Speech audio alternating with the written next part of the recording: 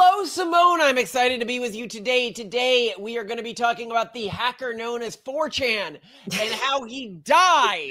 No. 4chan is dead. And I would argue, and one of the arguments of this episode is going to be you don't even need to be so sad. The 4chan environment had become so corrupted by the time of its death that nothing of the hosts survived. Wow. All right, I'm not talking to that thing in your head. I'm talking to Skara. Nothing of the host survives. Your friend had a feeble mind. It suffered greatly and gave in easily. It was no longer the site that it used to be, and that its death was not like wokies or something coming for it.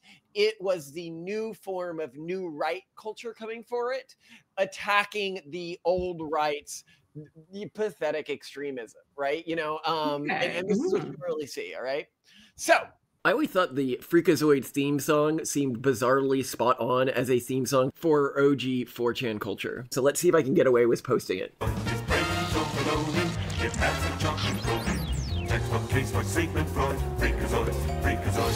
out Dexter Douglas, nerd computer ace. When surfing on the internet, there was that cyberspace. He turned into the Freakazoid, who's strong and super quick. He drives the villains crazy, cause he's a lunatic. Anything you want to say or about this before I go deeper? I actually don't know anything about this. And so I'm extremely curious to see what has happened, because I remember for a while it was 4chan and then there was 8chan and I don't know who's what or where's where. It all seemed so ephemeral to begin with. So I'm very keen to hear what's going on, because I never really hung out on 4chan, unfortunately. Yeah, I mean, I've always been adjacent to it and everything like that, and I've read it, but I've never really enjoyed like posting in it. I might be a humble man, but I just really enjoy when people adorate me for my posts. This anonymity thing really isn't our game. Every other major new right figure, you talk about like Bronze Age pervert or like raw egg nationalists or like any of these people, they all started pseudonymously. Not me. Oh no. No, even when you just play video games to no audience at all, you either play as yourself or as one of our kids. So like you're still like, it's always you in some way. Yes, everybody must praise me. Why would I write something without expectation of adoration?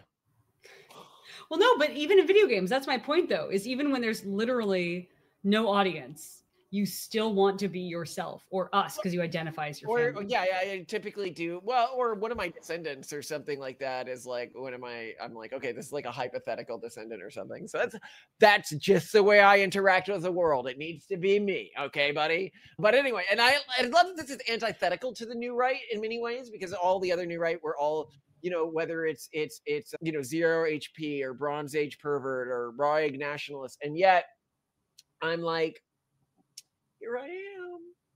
But it doesn't mean that I wasn't influenced by 4chan culture and I didn't enjoy 4chan culture, but I do think that it lived out its life cycle. So let's talk about why. Let's talk about what happened. Yeah. Wow. This is the end of an era if this is how it's playing out. And it may not come back. It really may not. So what took it down was a hack called Operation Soy Eclipse. And I'm going to try to give you guys the most comprehensive view of this anywhere. Okay. Fine. The story begins in September 2020 when 4chan's QA questions and answered board was banned. This board, originally a space for meta discussions, has become a hub for a specific subculture of users who reveled in creating and sharing SoyJack memes, caricatures mocking perceived weaknesses of their ideological opponents. So if you're not familiar with SoyJacks, I will throw some on screen for you here. You definitely know what they are. They're those little like outlines of characters. When you think of like a meme face, that's SoyJack frequently. When 4chan's moderators shut down QA, these users felt betrayed, accusing the site of stifling their community. In response, a user known as Scoot launched SoyJack Party, or SoyJack.Party, a new image board dedicated to SoyJack memes and the irreverent culture that thrived on QA. Now, I want to take an aside here, because I was in like, okay, why did they ban SoyJack? It's 4chan too. There should be nothing off limits. Right. Presumably. No, literally the only reason they banned it. And this I think shows the beginning of the rot. Okay. They banned it because they were mad that it had become low effort posting, only soy jacks. And it's like, yeah, because this is where the soy jack culture had grown. You didn't Yeah, and have it'll the stuff that pass. was Like, there. if it's not funny, it will pass. You don't have to worry about it. Yeah, but they didn't like the mods. Literally, like, it wasn't like it was offensive. It wasn't like it crossed any boundaries. Oh, They goodness. just didn't like their culture and style of humor. And I'm like, okay, that is where this is for many people who don't know, like, 4chan is where the Brony culture originated, because people wanted to be subversive against the extreme hate. Often you get hatred, often you get like condescension of certain groups. And when you had that was in the 4chan culture, the first culture that grew in opposition to that were Bronies. This was a group that was being like, hey, let it subversively be sincere about the things we like. Be sweet, be loving, be kind to each other. Like, let us subvert the subversive culture's expectation with kindness. And then they'd get banned from all the boards at first. And they're like, okay, we'll consolidate you into the My Little Pony forums. And this is where mods are asleep post ponies comes from, because they still love to mess with the other boards by being sweet and wholesome in a culture where, CAP and everything like that was how you like freaked people out. It was like, let's show sweet ponies because that'll really annoy them. But within this, what SoyJack represented, and we'll get into this in a bit, is in contrast to the right-leaning extremism of 4chan, like sincere hatred. It was an ironic hatred. It was like a post-ironic lifestyle and way of engaging with content and information that is much closer to, say, the way you and I live. When the newspaper written about us recently, and they were like, I don't know where the trolling ends and where the sincerity begins. And it's like, no. There is no place where the trolling ends and the sincerity begins. Those two things are integrated entirely. Yes, they are. We troll you with sincerity. Yes. All right. Anything you want to say before I go further? I just can't believe they stopped it. Is Chris Poole still still? Oh, well, he sold it a long time ago. Okay, so he's been out. Okay, that explains more of it too. So like, really, 4chan is 2015. 10 oh years my ago. gosh. Okay, wow. No, but it's funny. Is SoyJack Party was also sold at one point. Okay.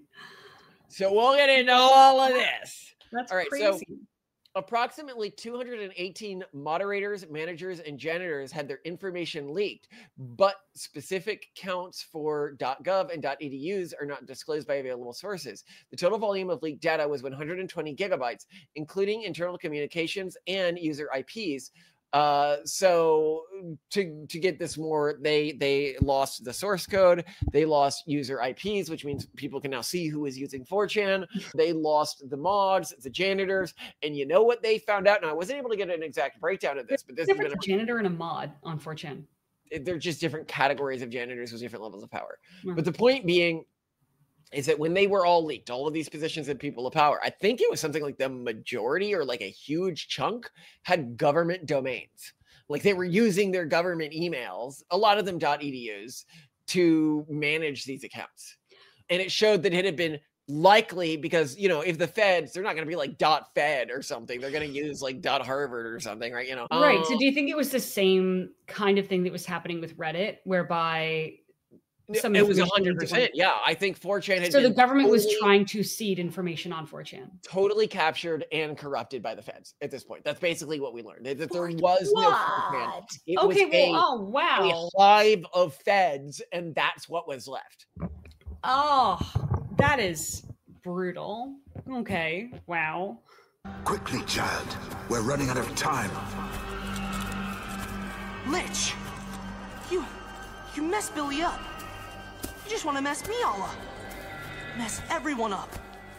You tricked me. But I think everybody still around today knows 4chan with a bunch of feds at this point. Like, the feds obviously were drawn to it. Like, all the cool stuff happens on 8chan or whatever. Like, on one of the other image boards. Like, 4chan, like, when I think of it today, and we'll get into this a bit more, I always thought of it as kind of like old school and antiquated and like a little woke. And we'll get into how it got that perception, right? Like, But anyway, it's uncertain whether 4chan will ever be back up. Some sources speculate that this could be the end of the platform due to the exposure of 120 gigabytes of internal data, including source code and moderator emails. However, restoration is theoretically possible if the site addresses its security vulnerabilities, though this could require substantial effort and time. And so now we're going to talk about the founding of this alternate site, SoyJack Party, that led the raid, okay? Okay. So the site's founder, Soot, S-O-O-T, is described as an alt-right conspiracy theorist. So again, this is not the left took down 4chan. It's the ironic right took down the overly sincere right.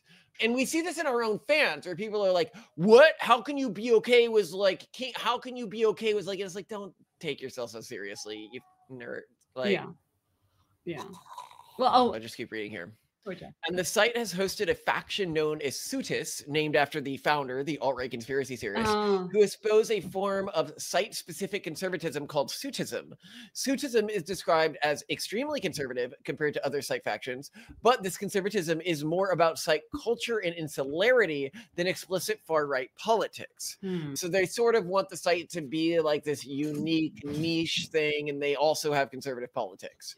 Okay. SoyJack Party was sold by its founder, Soot, to Yuri or Kustovov in July 2022 for $2,000 after months of negotiations. I love it. It sold for basically nothing. This transfer was known as the Great Purchase and occurred due to Soot's shifting personal priorities, including college commitments. So he was still in college. Okay, and that's why $2,000 was enough for him. And Kuz's persistent efforts to acquire the site. The sale concluded the Second Soyville War, a conflict between pro-Soot and pro-Kuz factions that involved CP spam, doxing, and website raids. Kuz, a Russian cyber crypto businessman, exhibits a complex political profile. So you might think, oh, so it's bought by a lefty. No. Far-right associations hosted extremist content via the Koiman network, including sites like Goro-chan. Goro-chan. I don't know if I'd call that far-right. That's far-perv. That's perv-right. So sorry, for people who don't know, Goro is a form of erotic material that is just like what it's meant to masturbate within the human mind is like it's sadism without any caps, just like extreme nightmare fuel violence, nightmare fuel. Yeah, like insects eating people's brains and stuff like that. You know, like the people being ripped in half, that sort of stuff, right? And so, okay, so that's very much like I am extreme, but he bought this like subversive, ironic site, which is very interesting. And he promoted anti-vaccine disinformation, it says. So also, you know, again, not lefty. For good measure, yeah. Authoritarian tendencies, implemented strict moderation early in his SoyJack Party reign before reverting to Soot's laissez-faire style. Conspiracy leanings, shared North Korean propaganda narratives, and 9/11 truther content. Cybercrime ties, allegedly orchestrated DDoS attacks, false flag operations, and Bitcoin fraud schemes. More broadly, he is embodiment of early 4chan culture. Okay, like this is clearly not antithetical to 4chan culture. Soot's departure and the subsequent Great Purchase, when the site was sold to Kuz, sparked ongoing factionalism and power struggles, with Sootis frequently clashing with other political factions on the site, such as Kuz, the liberal Kuz as moderate. So the Kuz faction, right? They are the liberal faction of the site. Even though they had harsher moderation, I guess that's considered more liberal these days. Yeah, that is considered more liberal within online. That's weird. Spheres. That's so weird.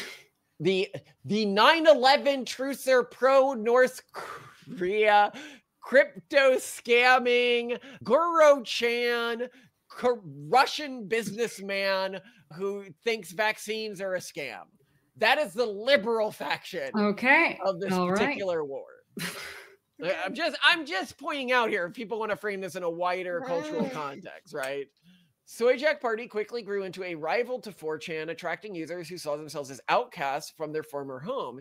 The two platforms, while sharing similarities in their anonymous meme-driven environments, developed distinct personalities. 4chan remained a sprawling, unmoderated space where anything from groundbreaking memes to far-right extremism could flourish. SoyJack Party, meanwhile, carved out a niche with a focus on SoyJack's and playful, often ironic tone that set it apart. So it was ironic in its extremism, which 4chan was not. And I think that this represented a second subversion, the Brony subversionism of 4chan in terms of the online cultural background and what was happening here. Okay.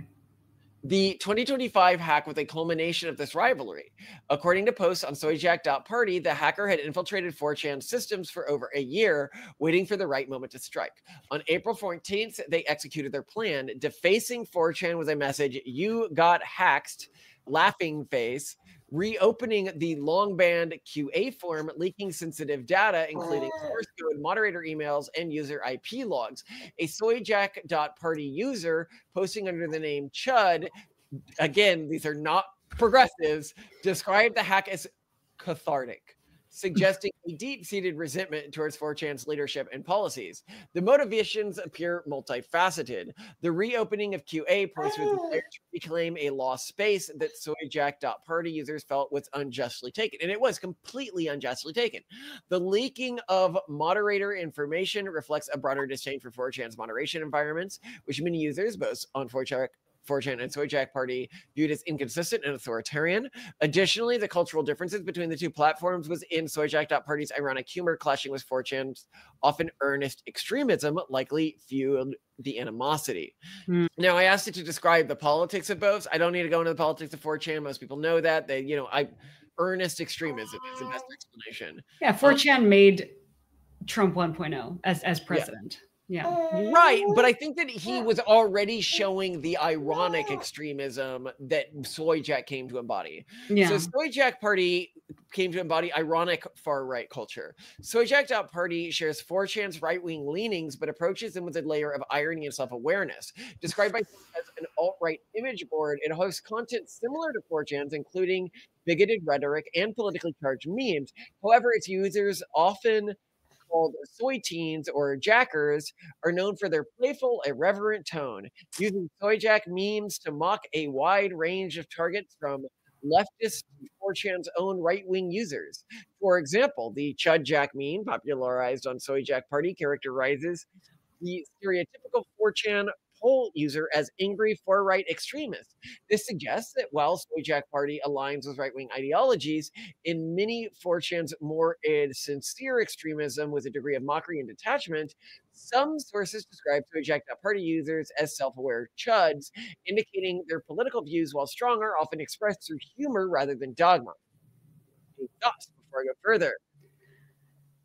I'm assuming all the Jack names come from like Wojak? Like, is it kind of harkening back to that?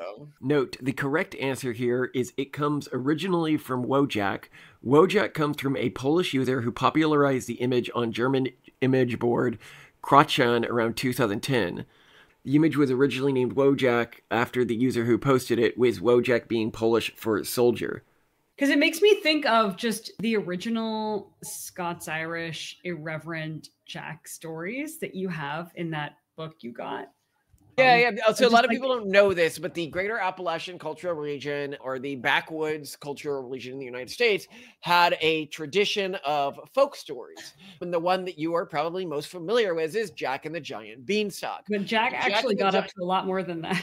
Yes, Jack stories were an entire collection of stories from this cultural region, where you would have the blank Jack and the Y Jack and the Z Jack. I don't think it came from that, but I can see, because that culture really embodied this ironic, Jack gets up to, a very Tom Sawyer-esque, I'd say, but a bit more, irreverent and vulgar when compared with Tom Sawyer. Yeah.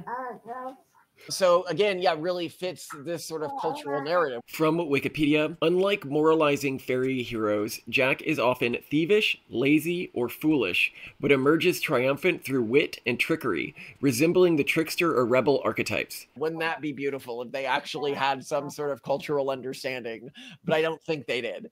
Okay, so just taking it back here, I want to be like, okay, well, let's go into 4chan, right? Like, was 4chan sold in the same way the other site was sold? What happened? Because I remember, like, in my circles, the perception is 4chan went woke. And of course, when I ask AI is like, no, well, I mean, some extremist saying 4chan went woke, but 4chan didn't really go woke. And I'm like, oh, okay. Well, let's see what happened with 4chan and how this perception was in my not far right communities. Come on. Got the impression that 4chan went woke and was a bunch of feds and wasn't a place to hang out anymore, okay? So Hiroki Nishiruma, who acquired 4chan in 2015, introduced subtle shifts in moderation compared to the founder, Pool's era. While Pool's tenure was marked by near total freedom, Narushima faced pressure to address legal content due to legal liabilities and advertiser concerns. So I'll note here that he ran the most popular message board in Japan at the time, which was built sort of based on 4chan. 4chan, of course, so if you're familiar with like the concept of like chan, it's like used in anime a lot. Clearly this was derivative of like anime culture. Obviously they would have had some adoration of this individual. They would have thought of them as oh yeah, I can see that they could probably run the site well and everything. But I also understand that if you're not like an absolute maniac who's like living off the grid, you can't be running a site that's regularly posting stuff like CP and stuff like that, or you're going to end up, the feds are going to come to your house and they're going to have a little talk with you about why do you, because you do own it, technically, legally own a bunch of CP. You know, why aren't you dealing with this? Yeah. And so, you know, to be honest, I understand why he addressed this. But I see how we could go further into stuff like Goro content as well, which, you know, isn't strictly illegal. But a lot of people would be like, hey, can we not post all these like horrifically tortured people and stuff like that? Yeah, like maybe this is kind of ruining my mood today. Yeah, ruining my vibe. Yeah. And so then it expands to that. Then people start alternate message boards for that. But anyway, users noted bans for content like explicit calls to violence, doxing, or certain types of hate speech, which were perceived as more strictly enforced than in the past. Posts on X from 2022 to 2024 complained about moderators, Jannies, removing threads on poll politically incorrect or inflammatory rhetoric that users claimed was previously tolerated. The most high profiles of this was when the QAnon threads were removed in 2020. Oh, that's wild. From 4chan? What is the world potentially under pressure of U.S. authorities. Almost certainly under pressure of U.S. authorities. You know, when the FBI calls you up. I can't understand there being any other reason. Because the reason normal, like, well, real people go on 4chan is because it's the one place you could expect that to not be moderated. Well, that is I haven't gone on 4chan for that in ages. That's what 8chan's for these days. Yeah, well, I didn't know. I didn't know why doesn't exist anymore. It's now now I'm like understanding why. Infinity Chan. There's like 50 other chans now. You know, there's like, but there's like a chan for you. That's what I can say. You know, good. Okay. Although the leaking of the 4chan source code, you know, if they were using that, could cause problems. Yeah. Anyway, Hiroki Nishiruma, the founder of 2chan, a prominent Japanese message board. And what Pool said when this happened is he described him as a friend and someone I've long admired, which makes sense given he ran this. The process of this sale, the sale was a private transaction and had no public bidding or auction being reported. Pool, who had been running 4chan since 2003, cited personal fatigue, was basically the controversies. He didn't like that, and financial struggles as factors in his decision to step away. Narushima, already a figure in the image board world, was a logical successor due to his experience with 2chan channel. So all made sense there. I don't really like, I don't see it as bad when I went back and studied it, but like largely speaking, it seems that 4chan had been infiltrated and corrupted. Yeah. To be arbitrarily against irony, against, you know, anything that broke their mores, which is, you know, antagonistic to, I think, what many people on the new right would want. And so I think that actually this split is the beginning of the new right, whereas 4chan was just extremism for extremism's take. You know, you can look at us, we were bronies back in the day, right? Like we represented the antagonism to this culture because we wanted to be counterculture in a counterculture environment. And what SoyJack represents is a new counterculture, but I think a more sustainable one than the Brony culture. Although the Brony culture was sustainable for a long time. It was in a counterculture conferences. Remember when we went to that one at SFO Hyatt Regency. Went to a Brony con, you and I. Yeah. And I got so annoyed by so many of the former like what was her name? Like Jenna. Oh, yeah. The one who did Friendship is Witchcraft. Suddenly, yeah, so she did Friendship is Witchcraft and then created a popular YouTube channel, much more popular than Friendship. Jenny Nicholson. Jenny Nicholson. And she like later disavowed basically the entire series, mostly on the grounds that she deeply rejects a little running joke that she had in this My Little Pony parody in which they used the word gypsy, which she was deeply embarrassed about using because it was a slur. I just think she has really, really progressive parents. And it sucks because her content is so cute. I don't think it's progressive parents. I think she was brainwashed by her community. Sorry, by progressive friends, not parents. I didn't mean to say parents. And I think that it sort of scrambled her brain. And because the content that she made originally was so funny. It was hilarious. Friendship is Witchcraft might be my favorite, like of any series, my favorite series. Yeah, it had songs. It had original songs. When you're ripe with devastation, there's a simple explanation. You're a toy maker's creation, trapped inside a crystal ball. The voices were fantastic. Aren't you afraid the fashion police will come and beat you with their fabulous batons? The edits were great. But I mean, I also just love her YouTube channel and I wish she did more content. It makes me so sad that she doesn't. Yeah, they by the way would take My Little Pony episodes and then like redo them with like new voices and new plots. But they were very irreverent. They were very, so for people who know me, my ability to enjoy an art form is typically highly augmented by how far that art form is from a commercial context. The more iterations deep you go in terms of remixes, the more interested I'm going to be in that, which is why I always prefer fan fiction. I always prefer, remix shows and stuff like that to like originally made stuff. Yeah. And so, especially if they go far from the source material's intention. So Friendship is Witchcraft is fun because it's so like, in a lot of the ways that it does. Yeah, you're crazy about subversion. The more subversive, the better. Yeah, the more subversive. Or Fallout Equestria is another one that I've always really loved. Or Fallout Equestria, there's a few. What was the big one that I liked? There was like a remix of that was longer than the original. That was just Fallout Equestria. So much. No, there's Fallout Equestria and then Fallout Equestria Project Horizons, I want to say. Oh my god. And it was even longer than the original. These are post-apocalyptic My Little Pony universes. One of the earliest pieces you can find online from us was a Medium post or a Huffington Post post about the fandom, because like Fallout Equestria, this remix of the original show became so popular, people started to make like video games of it and art of it. There's a long audiobook. Yeah. Where would you be when the megaspell hits? You can secure your family's future by reserving a spot in the state-of-the-art underground stable from Stable Tech today. That's right, Mr. Cake. You and your family can wait out the horrors of the megaspell devastation. And Mrs. Cake, the stable will have all of the amenities of your modern-day home, and it's attractive. And Pumpkin Cake, in the stable, you might meet your special sun pony, just like you would want on the surface. And in the few short years, you and your stallion will repopulate our great country.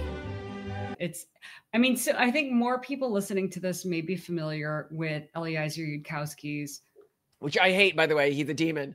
Harry Potter and the Methods of Rationality fan fiction. Fallout Equestria is like that, but with an already more obscure fan base of My Little Pony fans who are grown men. So, yeah. But I mean, I think Harry Potter and the Methods of Rationality, we talked about this recently because we had to go back into it. Like, neither of us could get very far in it because the writing is just too like self-important and too like the main character is I saw a really interesting breakdown of it recently where they're like, the problem of it is it's a Mary Sue, but not a Mary Sue, because like you read the character and you're like, wow, this character is so flawed, like such a psychopathic, self-important, unable to see the bigger picture, thinks he knows science, but like gets all the actual science wrong person. And so you read it and you think, oh, he's going to learn from this, he's not a Mary Sue. Look at how flawed. And then you're like, oh, that's just the author of the story. They actually have no understanding of science and believe that they have a deep understanding of science. They actually are like sociopathic in the way they approach everything and very self-centered in the way they approach everything, but believe that this is very magnanimous and intelligent. And it's sort of for a lot of people like breaks them. They're like, wait a second. Yeah, I thought this was all being written subversively. He was serious? Yeah. But I think there's a certain category of autists who don't see this and it like brainwash. They're like, oh wow, this guy looks really smart. Like if you just are like completely self-important to a certain category of autists, they actually believe it sincerely. Especially if you code it in like skepticism and stuff like this. You're like, oh, okay, that makes sense. But any other thoughts on the 4chan apocalypse, the end of the era? It seems like the era has been ending since 4chan was originally sold by Chris Poole in 2015. That this has been happening over a long period of time. And also that internet culture is evolving. And I also think that this sort of reveals too that 4chan was an inherently unstable thing, and you can't really have a resistance movement that stays in the same place. It's like rebels can't have a centralized rebel camp with a giant flag sticking up saying, this is the rebel camp, because inevitably government spies start hanging out there mostly. And the original rebel camp is now mostly full of government operatives. So it makes sense. I guess I shouldn't be surprised that it happened, but I do really miss those days in which the news would report on a hacker named 4chan and all the lovely things. Well, now it reports on us. Don't you know? Like the Guardian article on you recently was just as unhinged. It was extremely unhinged. So the Nazis who hate women and want to send them to the Mar-a-Lago breeding pits, Malcolm and Simone, they have become the new hacker known as 4chan. Trolls, the new trolls. Yeah, goodness gracious. But I love it. You guys. Simone, you are I love you too, wife. You are a perfect husband. And thank you for dealing with the news crews that came over today last minute. That was really tough of you. I don't know. They were actually pretty amazing. So I have no regrets. It's kind of nice to see the kids in the middle of the day. And they were so efficient. So how can I be mad? Exactly. You can't be mad at efficiency. That's exactly what you say about the Nazis. Oh my God, we're going to hell. We're so screwed. Love you to death, Simone. I love you too. See if I can. What was that whinging? The reporters who called me this morning are like, we're going to come to your house at 12 today. This was Inside Edition, was at our house today. And they were so efficient. I have never seen such and so nice. Yeah, the most professional team. Just wow. I can't wait till we're painted as a Nazi extreme. The Guardian article about us and being Nazi. Like, I want to do a whole episode on this article. I think it's interesting. Oh, why? I think the catchy title would be, Are We Nazis? Because they really try to paint us. They like pretend that like in our home, they said that Simone, her outfit is a traditional Nazi outfit. And it's like, what? They called her bonnets, what was it, Mother Goose bonnets? One bonnet that makes me look like Mother Goose, and the other one which resembles Handmaid's Tale. And they're just, one's a Regency straw bonnet, and the other is just a normal, like medieval style bonnet, and they're not. Did they mention the Handmaid's Tale one? I didn't remember. Yeah. Oh, okay. I love that they're finally realizing that they're being trolled a little, and they're like, okay, they know they're being trolled, but they still, like some tone deaf kid, keep going. They just can't help themselves. Which We just are makes us 100% trending again. We are 100% going viral again right now. Oh my God, the number of news stories today. Well, Wolf Blitzer, we were on this morning. That was crazy. Situation Room on CNN. Yeah. Because like a character in Gurren Lagann's attempt to I wrote these executive orders, or Simone did, and we just like sent them in, and then we told the New York Times, and then the New York Times like, and then somebody told Trump, like, what do you think of this idea? And he goes, that didn't sound bad. And it's like, wait, is this how you do politics? Like it's like the Gurren Lagann version of combining, like We'll never know unless we try, will we?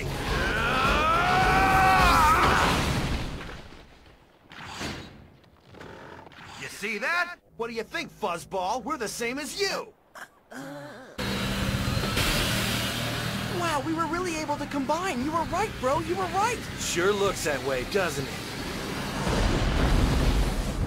Wait, how could you combine? That is, I'm sure to all the people who work so hard to have their political views heard, all we needed to do was freak out progressives into making them make this happen. Yeah, because I mean, the only way that more people at the White House get informed is because they keep getting asked by journalists about the executive orders we submit. It's really funny. It's fantastic. Are we on the right sides? Yes. All right. So when did you start seeing these eggs? When did they come? They come when it was morning, and guess what? It's Easter Day. It's Easter Day? Who left the eggs, you guys? The Easter Bunny. The Easter Bunny. Why would a bunny lay eggs? It's a mammal. No, the Easter Bunny is a secret. No, the Easter Bunny comes in the night. In the night? Yeah. So it's nocturnal. Yeah. Does it lay the eggs or does it just deliver the eggs? It just. Because our chickens, birds lay eggs, but do bunnies lay eggs? They don't do it for them. They just put them. They're lined in a box. Oh, so it like comes with a box or a basket, and then it puts them. No, you just gotta put it on the floor. Oh, just and then what happens? You guys pick them up? Yeah, and my Steve is gonna help me. Your Minecraft Steve. Easter egg. And Toasty, is your piggy gonna help you find Easter eggs? Yeah, and my Steve too. I'll get him. I'll get my Steve. He's not. It's a Minecraft pig. Oh, I see. And Octavian, you're already dressed. Yeah, we gotta get you dressed, my girl. I think we could do better. Can you help me find Easter eggs? Oh, he's nodding yes. You.